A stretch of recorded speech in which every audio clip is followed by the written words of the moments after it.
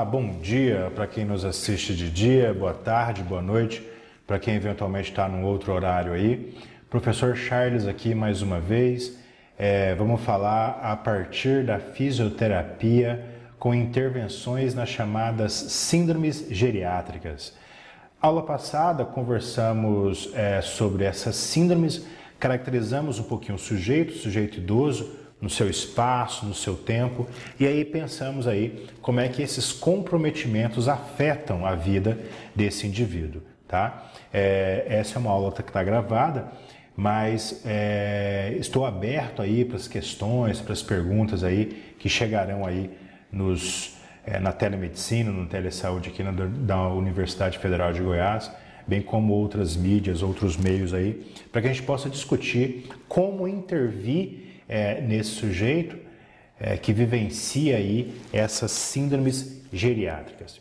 Bem, o campo relacional, ele diz respeito à chamada fisioterapia geriátrica, que é uma área que ganha cada vez mais notoriedade a partir do momento que a gente entende a necessidade do cuidado com essa população. Falamos outrora, na aula passada, que há aí uma transição demográfica. O que a gente percebe na sociedade é o aumento expressivo dessa população. A fisioterapia ligada a esse público, ela vai atuar tanto ali na prevenção em saúde, melhorando aí os vários itens, as várias questões que dizem respeito a essa capacidade física, essa potência corporal, essa corporeidade, ou seja, a ideia é se melhorar força muscular, a flexibilidade, o equilíbrio, a propriocepção, a coordenação motora, enfim, vários outros campos de intervenção para que a gente consiga, de fato, conferir a esse sujeito mais autonomia e mais independência para que ele consiga operar, organizar a sua vida da melhor forma possível. No que diz respeito ao campo de educação e promoção da saúde, bem como a prática terapêutica em si, a gente vai ali orientar esses vários pacientes e familiares sobre o seu manejo, sobre algumas adaptações ambientais, o cuidado no domicílio mesmo, dizendo respeito ali aos tapetes, às barras de suporte, enfim, aos móveis, por exemplo, né? Bem como aos cuidados gerais, como as transferências, as melhores formas de atuar ali, de operar a sua vida, as atividades de vida diária, enfim, essas relações. Bem como pensar também na importância de um treino aeróbico, do treino do tempo de reação e o treino funcional, que é um trabalho essencial da lógica dessa fisioterapia, haja vista que o foco nosso é de fato nessa capacidade funcional, ou seja, a capacidade que eu tenho enquanto indivíduo de realizar as minhas atividades físicas e mentais que são necessárias para que eu consiga manter ali a minha vida com o máximo de autonomia e dependência. Utilizamos um slide muito parecido com esse na aula nossa passada, quando a gente conceituou, classificou esse cuidado a partir desse modelo multidimensional da saúde desse indivíduo, desse sujeito idoso. Primeiro, partimos da concepção da saúde dessa forma, desse modelo ampliado, dessa forma complexa de entender a saúde, na condição de a potência, a capacidade que eu tenho de resolver, de responder esses agravos externos e internos. Ou seja, eu tenho que estar apto a atender às minhas necessidades físicas, emocionais e sociais. E é isso, falamos também naquela outra aula, que independe da minha idade, especialmente da minha idade cronológica, bem como da presença ou não de determinados padecimentos, de determinados adoecimentos. Essa concepção, essa capacidade vai conferir a mim um grau de funcionalidade, ou seja, eu consigo funcionar no espaço, no meio, eu consigo realizar as minhas atividades necessárias para a minha vida cotidiana. Isso vai depender, de um lado, do meu poder de autonomia, de decidir sobre essas relações, e por outro, essa independência para que eu consiga, de fato, executar.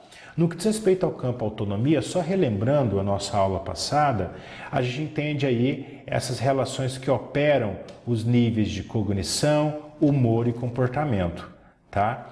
E aí, essa minha capacidade, à medida que eu tenho aí um bom aspecto cognitivo, né, um bom aspecto comportamental, a gente consegue dar conta dessa incapacidade cognitiva. À medida que esses itens são trabalhados, a gente consegue dar conta dessa incapacidade cognitiva que pode vir a se estabelecer na vida desse sujeito idoso. Do outro lado, dessa relação mais operativa de executar essas intervenções, essas ações, nós temos ali o campo da mobilidade e o campo da comunicação. No que diz respeito ao campo da mobilidade, nós comentamos sobre o alcance, a apreensão, a pinça, a marcha, a postura, as transferências que eu faço entre as minhas várias posturas, a minha capacidade aeróbica e muscular, bem como a minha continência esfincteriana. Lembramos, inclusive, na aula passada, que nós já tivemos uma aula aqui, já há alguns meses, já há algum tempo já, especificamente sobre a síndrome da imobilidade. E aí recomendo fortemente que você volte nesse conteúdo para buscar ali provocações, reflexões e intervenções salutares para esse cuidado. No que diz respeito ao campo da comunicação, nós temos ali os sistemas ligados à visão, à audição, à produção da minha motricidade orofacial, e aí isso tudo vai compor e comprometer essa capacidade comunicativa que eu tenho. O fato é, esses campos todos da relação da vida humana, ou seja, o aspecto cognitivo, comportamental, o humor, a mobilidade, a comunicação, quando essas funções entram em desvantagem, elas passam a se tornar vulneráveis, esse sujeito passa a desenvolver algumas incapacidades. E aí essas incapacidades, elas vão conceituar, dar a nota aí para chamadas síndromes geriátricas, que você vai lembrar, né, da aula nossa passada. Diz respeito à incapacidade cognitiva, à instabilidade postural, à síndrome da imobilidade, à incontinência esfincteriana, lembrando aí da incontinência fecal e a urinária. Temos também a incapacidade comunicativa, e aí numa lógica de cuidado e de rede de suporte, nós temos ali a iatrogenia, que é quando a intervenção para o bem, ela erra, ela faz mal, bastante descrito na terapia medicamentosa, mas pode ser aplicável em qualquer intervenção terapêutica.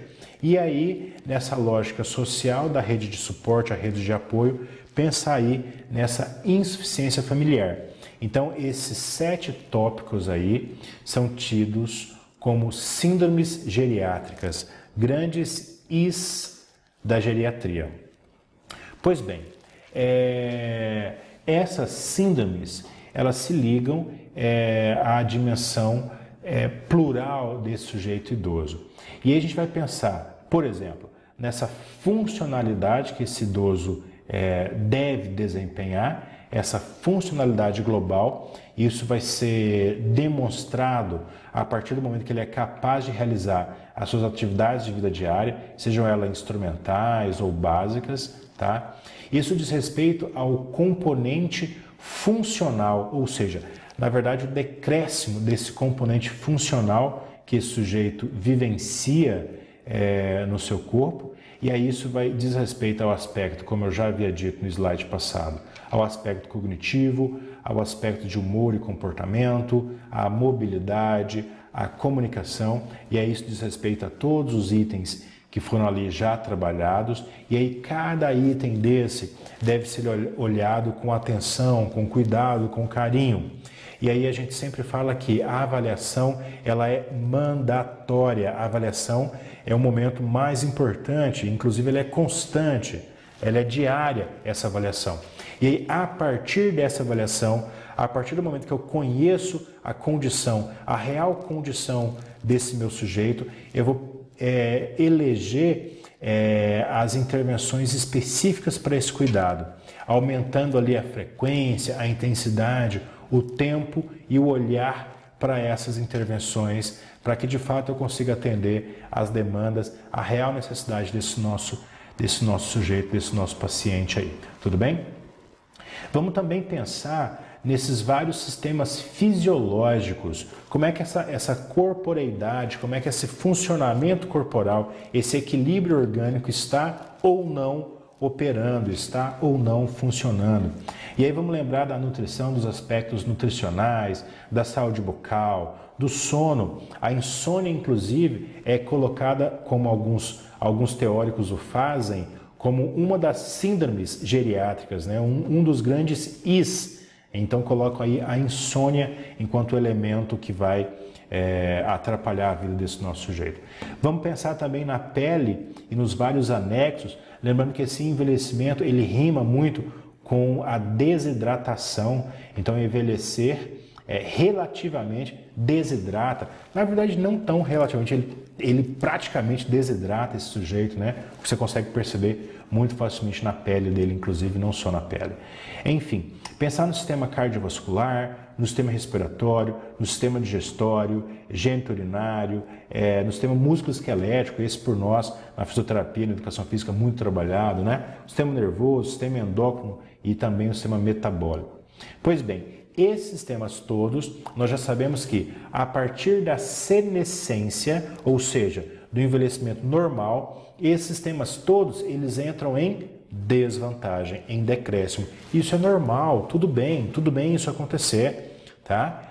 Espera-se, inclusive, que esse sujeito ele se torne cada vez mais apto emocionalmente para dar conta dessas desvantagens físicas que o tempo vai lhe dar, tá? E aí, por fim, nós temos alguns fatores contextuais, além da relação medicamentosa que eu pulei ali, enfim. Mas aí pensar nesses fatores contextuais, lembrar dessa avaliação sociofamiliar, importantíssima, avaliar, instruir, cuidar também do cuidador, importante essa discussão aí, e bem como avaliar aí esse ambiente, né? Nem que seja o ambiente imediato, domicílio desse sujeito, tá? A partir dessa avaliação multidimensional, a gente vai classificar esse sujeito idoso em determinados campos, a partir dessa classificação clínica funcional. E aí eu posso colocar esse sujeito aí numa condição de idoso robusto, idoso comunitário, cuja vida é mais ativa, ou como um idoso frágil, ou ainda um idoso frágil com alta complexidade, aí esse já vai exigir uma demanda, um cuidado maior, e o idoso em fase final de vida, condição essa onde a medicina, os cuidados paliativos vão contribuir para conferir uma melhor qualidade de vida para esse sujeito aí que está nos seus momentos finais aí. Bem, no que diz respeito a idoso frágil, a gente vai pensar ali nesse declínio funcional iminente. Já havia dito que é um declínio que é inexorável, não dá para fugir dele. Isso acontece sobretudo a partir dos 80 anos de idade, mas acontece antes, inclusive, tá? Ele aumenta, ele fica mais perceptível, mais notório a partir dessa idade. Temos ali a polipatologia, então sujeitos que são classificados, diagnosticados com diferentes doenças, né? Sobretudo ali acima de 5 diagnósticos patológicos. A chamada polifarmácia, indivíduos que a partir dessas inúmeras doenças passam a utilizar diferentes medicamentos que vão provocar ali interações. Nós temos também elementos que dizem respeito à subnutrição, ao emagrecimento desse sujeito. As internações recentes devem ser levadas em consideração e o risco psicossocial familiar, tá, que vai caracterizar essa insuficiência familiar, deve ser trabalhado aí nesse sujeito. Quando esse declínio funcional já está estabelecido, aí as síndromes geriátricas já se apresentam de forma mais gritante, de forma mais notória. E aí conseguimos perceber aí a insuficiência, a incapacidade cognitiva, a instabilidade postural, a imobilidade ou síndrome da imobilidade, a incontinência esfincteriana e a incapacidade comunicativa. Tudo bem? E aí isso tudo deve ser cuidado por nós, terapeutas e profissionais de saúde como um todo, tá? Não só nós ligados à área de saúde, mas a relação social familiar deve cuidar desse cenário como um todo. Já o idoso com alta complexidade, cujo estágio de fragilidade, de vulnerabilidade atingiu níveis já preocupantes, usualmente se associa aí, se percebe um declínio funcional grave, o que vai dar uma alta complexidade no atendimento clínico. Normalmente esse sujeito pode também ser portador de poliincapacidades, então são sujeitos cujo sofrimento já está em níveis bem preocupantes, né? Sujeitos que já têm déficits visuais, auditivos, funcionais nos mais variados sistemas, tá? E aí muitas vezes o sujeito tem dúvidas aí nesse processo terapêutico ou na sua diagnose, tá? Bem, a questão nós temos ali alguns problemas, como eu posso aqui citar problemas cognitivos que são mais específicos, mais complexos do que a nossa relação pura e simplesmente músculo-esquelética, que diz respeito à motricidade desse sujeito, mas enfim, essas intervenções elas devem ser associadas, devem ser inicialmente trabalhadas com intervenções não farmacológicas, como por exemplo, a necessidade de se assegurar a segurança na possibilidade, na realização das suas atividades de vida diária e as suas atividades de vida instrumental. Conferir segurança a isso por exemplo, oportunizar a esse indivíduo um meio, um ambiente que seja facilitador para as suas atividades, tá? Então, por exemplo, se evitar escadas, enfim, barreiras arquitetônicas que vão complicar ao invés de facilitar as suas atividades, tá? Por exemplo, há de se entender também a necessidade do planejamento antecipado desse cuidado, bem como o suporte dos cuidadores e o suporte aos cuidadores. Aqui a gente abre parênteses para dois campos necessários de serem trabalhados. Deve-se favorecer a permanência de uma atividade física, ou seja, esse sujeito ele tem que permanecer fisicamente ativo, incentivar as atividades sociais. Vamos falar disso longamente, incentivar os grupos, né? Os grupos de dança, os grupos de costura, de bordado, os grupos de pintura, tá? E sobretudo os grupos de atividade física, os grupos de caminhada, os grupos, enfim, né? São importantíssimos aí que a gente consiga estimular essa rede de suporte, essa rede de apoio. Falamos também já da importância de se manter mentalmente ativo, ou seja, está aí ativo, ligado no mundo, operando aí, realizando as suas várias atividades.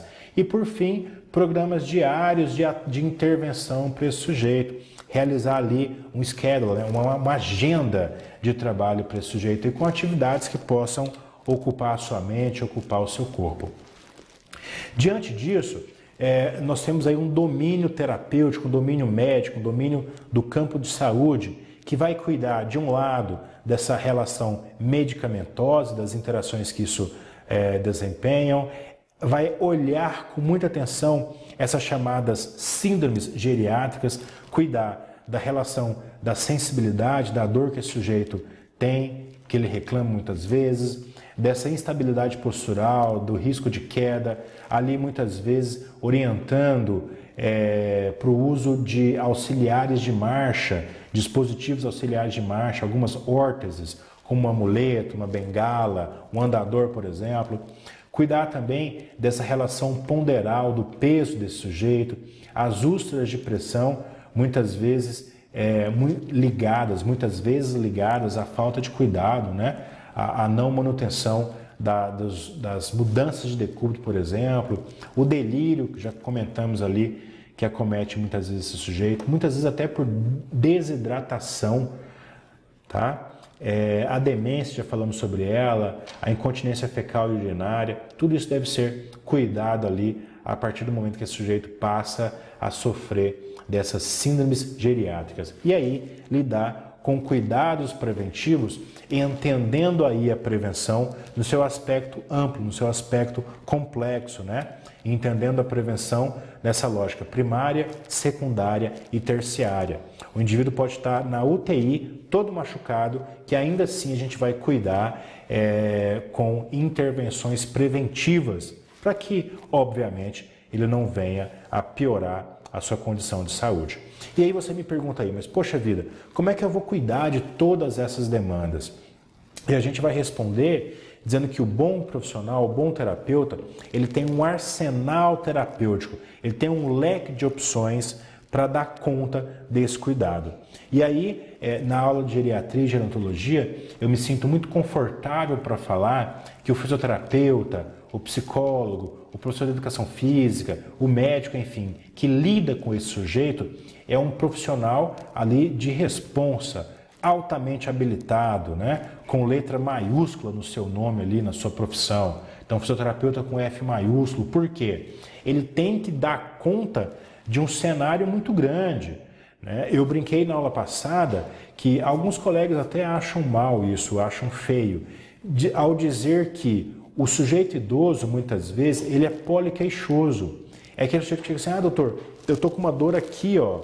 Ou seja, dói tudo. Então eu tenho problema no ombro, tenho problema na cabeça, tenho problema no estômago, tenho problema no quadril, enfim, no joelho. Dói tudo. E a gente tem que dar conta disso tudo. E a vida é para isso, a terapia é para isso, tá? Dentre os vários cenários terapêuticos que a gente pode lançar a mão e devemos lançar a mão, nós temos inúmeras possibilidades, tá? E aí a ideia é que você seja crítico, que você seja criativo a usar as múltiplas possibilidades que você tem. A fisioterapia vai largamente lançar a mão da cinesioterapia enquanto elemento de cuidado. Ou seja, eu vou utilizar essa motricidade, esse movimento para cuidar desse sujeito. E aí nós sabemos quão importante é o uso dessa motricidade. Relembrando aqui que nós inclusive já temos uma aula sobre síndrome da imobilidade, que vai dizer de forma muito clara que ficar imóvel, ficar parado é bom para ficar parado, ficar mais imóvel. Logo, o remédio para imobilidade é movimentação, o uso da motricidade, da corporeidade humana. Tudo bem? Então, movimente-se e movimente o outro. Então, no que diz respeito às práticas cinesioterápicas, nós temos aqui quase que infinitas, eu diria. Mas, largamente, a gente vai lançar a mão dos treinos de marcha, que são antecipados aí por um treino de equilíbrio, treino de descarga de peso, treino de propriocepção, treino de coordenação motora grossa, coordenação motora fina.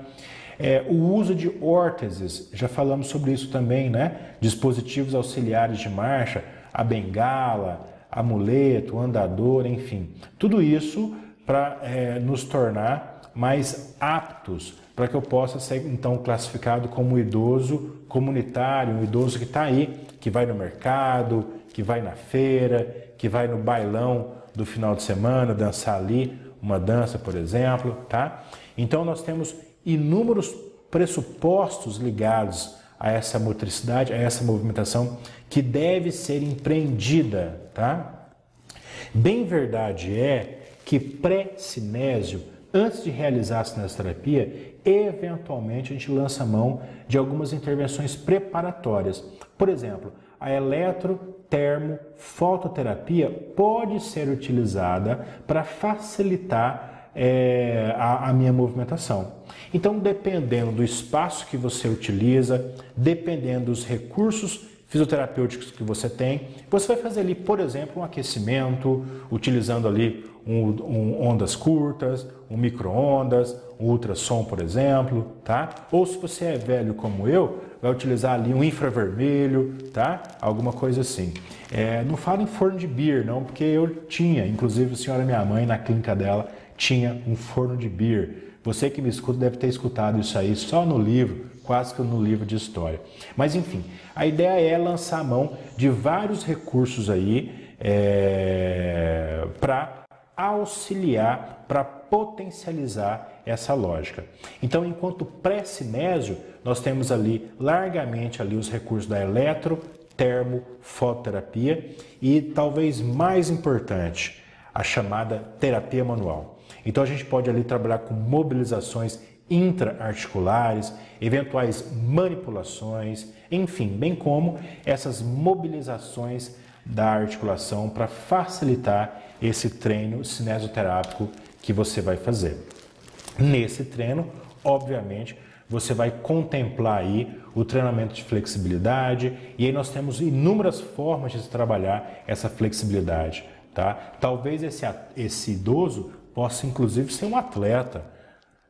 E aí esse atleta a gente vai trabalhar com flexibilidade ali, contração, relaxamento, contração. Lembra lá das técnicas de flexibilidade, 3S, tá? Técnicas um pouco mais avançadas aí nesse treinamento funcional. E aí, obviamente, o fortalecimento muscular é uma tônica importantíssima, essencial para se trabalhar. Haja vista uma fraqueza natural que esse sujeito vai desenvolver ao longo do tempo, ao longo que a sua idade vai passando aí. E aí esse fortalecimento, claramente a gente entende que deve ser trabalhado com exercício resistido, tá? A gente muitas vezes orienta o sujeito lá para musculação, por exemplo, embora muitos vão achar um pouco chato aquela dinâmica lá de levantar peso, por exemplo, mas a gente vai lembrar que você não precisa necessariamente de um peso. Você pode trabalhar fortalecimento muscular utilizando o próprio peso corporal. E aí é inteligente saber trabalhar também as várias contrações. Então, trabalhar o movimento excêntrico, trabalhar a isometria, isso muito importante, e não só aquela boa e velha contração concêntrica dessa musculatura. Então, treino resistido, muito importante, e ele pode ser feito de formas alternativas, tá? Não precisa necessariamente pegar um peso ali e trabalhar com isso. Então, daqui a pouco eu vou falar da yoga, do pilates, se faz um fortalecimento maravilhoso, sem que você precisa necessariamente ficar ali levantando um peso, tá? Um outro campo importantíssimo que deve ser trabalhado, deve ser sugerido, são as práticas coletivas, as práticas sociais, as práticas grupais, sobretudo porque essas práticas em grupo, elas incentivam essa rede de apoio, essa rede de suporte. Então, sempre que você puder, e aí a Unidade Básica de Saúde, o SUS, ele é maravilhoso, ele é especial para esse olhar, na lógica de você fazer um grupo operacional, tá? Nós chamamos, eu já tive vários grupos nas Unidades Básicas de Saúde aí. Por exemplo, o clássico é o grupo de idosos, tá? Mas a gente pode também trabalhar com grupos de determinados trabalhadores. Por exemplo, um determinado bairro que eu trabalhei, em uma determinada unidade básica de saúde, existia um número muito grande de costureiras lá. Então, poxa vida, fizemos um grupo de costureiras, onde nós íamos determinados dias na casa de uma costureira específica, ou no ateliê ali de costura, as várias vizinhas, as várias colegas chegavam ali, e aí nós fazíamos terapias, trocas, várias ali, atividades várias que vão contribuir não só para melhorar o seu trabalho, a costura que elas lidam ali, que elas trabalham, e inclusive é o ganha-pão delas, essas várias senhoras, enfim, mas também melhorar a sua condição de vida como um todo, cuidando ali da sua dor, das suas disfunções, tá? Então, incentivem sempre os grupos. Aqui nós temos ali algumas fotos de grupos de caminhada, trabalho na piscina, fantástico, se você tiver essa oportunidade, muito legal. A hidroterapia, a hidroginástica, e aí temos também o pilates, a yoga. As práticas integrativas e complementares vão ali dar práticas das medicinas tradicionais, como por exemplo a medicina chinesa, o Liang Kun, Tai Chi Chuan, enfim, nós temos inúmeras práticas possíveis para serem trabalhadas em grupos, como por exemplo a ginástica funcional, o trabalho funcional, enfim, que devem ser implementados. Nessa lógica, a gente vai trabalhar os vários itens necessários para o cuidado para esse sujeito. Por exemplo, o treino cardiorrespiratório, o treino aeróbico, o treino de flexibilidade, o treino de fortalecimento, os treinos de equilíbrio, de propriocepção, de coordenação, enfim, dá para se atender maravilhosamente bem os objetivos terapêuticos dentro de um trabalho num grupo desse, tá legal? Então, incentivo fortemente que você utilize grupos. Por falar em grupos, nós temos ali a Política Nacional de Práticas Integrativas e Complementares. Já estive aqui muitas vezes falando dessa política e aí nós temos inúmeras terapias, tá? O SUS reconhece ali mais de 20 terapias dentro desse rol das práticas integrativas. Na minha época, nós chamávamos de medicinas alternativas, medicinas holísticas, práticas holísticas, enfim, hoje chamamos aí de práticas integrativas e complementares. Nós temos ali a homeopatia, a acupuntura, a auriculoterapia, a quiropraxia, a osteopatia, tá? Enfim, muitas práticas relacionadas a isso.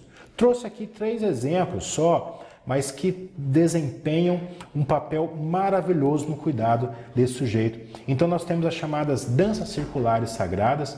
Eu não sei de onde você me escuta, de onde você me vê, mas, por exemplo, aqui no município de Goiânia, nós temos grupos muito legais aí que trabalham com danças circulares, com biodança. Alguns desses grupos utilizam até parques para fazê-los, tá? Então, muito legal sair num parque num domingo de manhã, por exemplo, e ver as pessoas se relacionando, trocando, dançando. Isso muito legal. Tá? E bem como o slide passado ali, que também pode ser realizado num parque, numa praça, uma atividade física.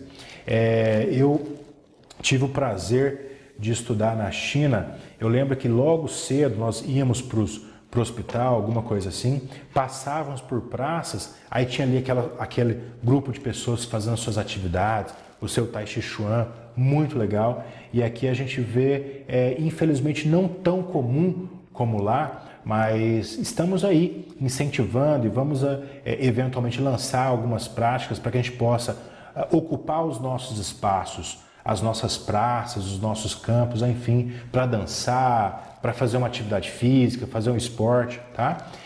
Como exemplo, eu coloquei as danças circulares sagradas, a biodança, a terapia comunitária, que ela não tem um porte, uma relação de atividade física, né? Mas, sobretudo, utiliza mais uma relação psicoterápica, né? No que diz respeito às trocas que esses sujeitos fazem ali nos coletivos, para que a gente consiga perceber, inclusive, que os nossos problemas não são só nossos e, de repente, a gente tem socialmente medidas, saídas para dar conta dessas várias demandas, tá?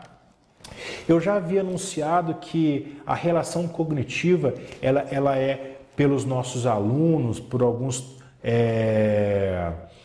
terapeutas, profissionais, talvez ele não é tão nítido esse olhar, mas enfim, uma hora a gente vai se perguntar ali, será que o meu paciente ele tem algum agravo nesse aspecto cognitivo? Como é que eu posso intervir nesse aspecto cognitivo de forma mais sistemática, de forma mais operativa para dar conta disso?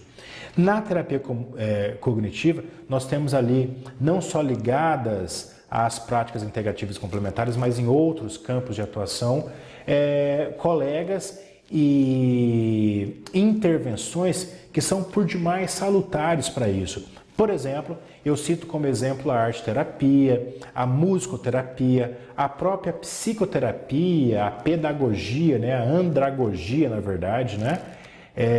E aí, os nossos coleguinhas de conselho, de CREFITO, de COFITO, os terapeutas ocupacionais, desempenham um papel maravilhoso, talvez com melhor competência que nós, fisioterapeutas, para fazer uma boa intervenção nesse campo cognitivo aqui, tá? Mas lembrando que, à medida que você intervém no sujeito, em um ombro, em um joelho, em algum segmento que está comprometido, vamos lembrar que você intervém em todo ele, no seu aspecto emocional, no seu aspecto cognitivo, no seu aspecto social, tá? Então, toda intervenção tem essa potência de ajudar esse sujeito nessa complexidade, tudo bem? Bem, já caminhando para o final, o slide está um pouco desfocado, me parece, mas a gente entende que cuidar com qualidade é sinônimo de manter a capacidade. Então a ideia é intervir com diferentes possibilidades. Então aqui eu não quis usar um método específico, falar, por exemplo, da intensidade que eu vou utilizar em um determinado aparelho, né? Quantos joules eu utilizo lá no laser, por exemplo, né? A medida ali na intensidade num phase, numa corrente russa, ou alguma coisa nesse sentido ali, ou quantas repetições de exercícios eu tenho que fazer, porque isso, na verdade, essa receita de bolo, o protocolo é muito interessante, mas numa dada perspectiva, porque nessa lógica o trabalho nosso, você sabe, ele é customizado, ele é feito para aquele sujeito, naquele momento, naquele tempo. Eu aprendi com a educação popular, a gente planeja para na hora improvisar. Então eu chego no meu paciente com todo um roteiro já pré-definido na minha cabeça. Mas chego lá e pergunto lá, e aí, dona Maria, como passou da nossa última sessão? Como é que a senhora está hoje? E aí, a partir da história dela, eventualmente eu mudo completamente esse meu roteiro de tratamento, para que eu consiga de fato atender a real necessidade, a real demanda desse nosso paciente. Lembrando muitas vezes que, eu digo nem muitas vezes, sempre esse tratamento deve ser programado de forma coletiva. Então você, o seu paciente, a família tem que estar em comunhão nesse processo, tá? Bem, fico mais uma vez agradecido pelo tempo, pela paciência, pela dedicação ao estudo aí. Espero que você possa, fruto do seu bom trabalho, ajudar muitas e muitas pessoas que necessitam dessas intervenções. Então, a ideia é lançar a mão de todo o cenário que a fisioterapia tem à sua disposição, de todo o cenário que a educação física, que a psicologia, a psicoterapia, a enfermagem, a nutrição, enfim, abrir um leque de opções para atender às reais necessidades desse sujeito. Então, pensar nele, no seu espaço, no seu tempo, na sua condição física, pensar nessas relações corpóreas, pensar, poxa, está com uma alteração intestinal, por exemplo, está com o intestino mais preso, o que eu posso fazer para trabalhar esse intestino que está mais preso? Vamos trabalhar a motricidade, mexer, fazer uma bicicleta, por exemplo, estacionária ou não, mobilizar o corpo ali no leito mesmo, vamos fazer uma massagem no sentido horário ali na relação abdominal para ajudar esse peristaltismo? Poxa, legal, vamos cuidar dele. Essa dinâmica cardiorrespiratória está comprometida? Vamos fazer um trabalho aeróbico, um treino aeróbico? Poxa, mas eu estou no leito, vamos fazer uma bicicleta estacionária, bicicleta de membro superior? Vamos fazer uma bicicleta de membro inferior? Vamos fazer alguma outra intervenção? Vamos trabalhar com exercício resistido, com elástico, com bola, tá? Aquelas bolas de vinil, lembra? Aquela bola dente de leite que você pode apertar, ou eventualmente até usar a toalha, o travesseiro, para resistir a um determinado movimento. O fato é, sejamos críticos, sejamos criativos, para que a gente consiga dar conta desses vários problemas que comprometem esses nossos pacientes. Fico aqui mais uma vez, agradecido pela atenção, pelo bom trabalho que você presta à nossa sociedade e fico à disposição aí aqui no Telesaúde, na Telemedicina, para responder às suas questões. Professor Charles Brito agradece mais uma vez e seguimos juntos. Saúde e paz.